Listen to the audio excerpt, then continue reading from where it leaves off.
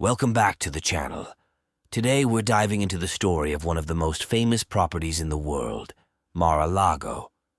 But this isn't just any mansion. We're talking about how Donald Trump turned this historic estate into a multi-million-dollar cash cow. So how did the Donald go from real estate mogul to owner of one of America's most expensive and lucrative properties? Let's break it down. This is Mar-a-Lago in 1985. A 126-room mansion nobody wanted.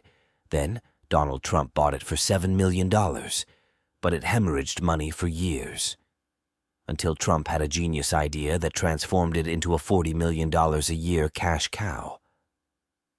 Here's the full story. Mar-a-Lago wasn't just any property.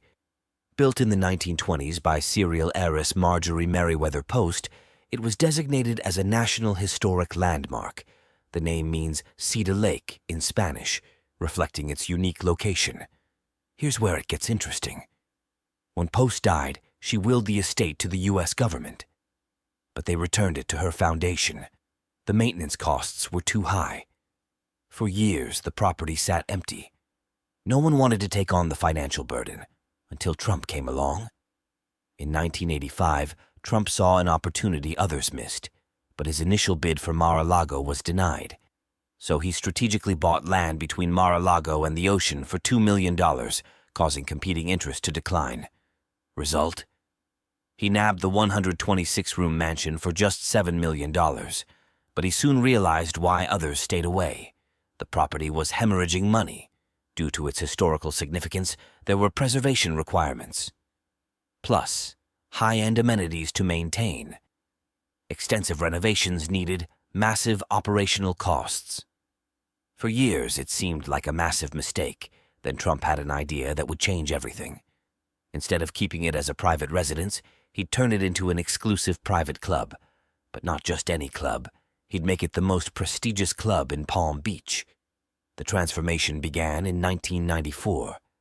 5 clay tennis courts, Trump spa and salon, luxury guest suites, beach club access, waterfront pool.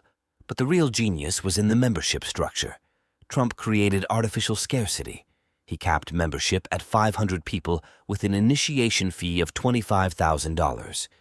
The wealthy elite of Palm Beach were practically begging to join. By 2014, it was generating $15.6 million annually. The property that was once bleeding money became a cash cow, and today, it makes over $40 million a year. Having a Mar-a-Lago membership meant you were somebody. This is where it gets interesting. The member list reads like a who's who. Billionaire William I. Koch, finance mogul Thomas Peterffy, real estate titan Richard Lefrak, Newsmax CEO. Christopher Ruddy Trump wasn't just selling access. He was selling status.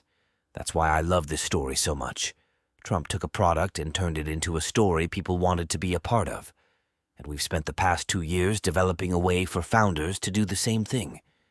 You see, people today don't buy from companies. They buy from people, from stories. They don't trust the swaths of AI-generated content and corporate BS anymore. Think about it. Elon Musk, Logan Paul, the Kardashians. Their businesses dependent on the stories of people. And the best way to create this same effect? The same thing Trump's been doing all his life. Cultivate a personal brand. It's an asset that'll pay dividends for life. When you build a strong personal brand, you create your own Mar-a-Lago effect.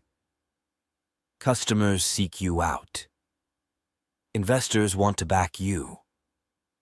Top talent wants to work with you all while you sleep. Ready to get started?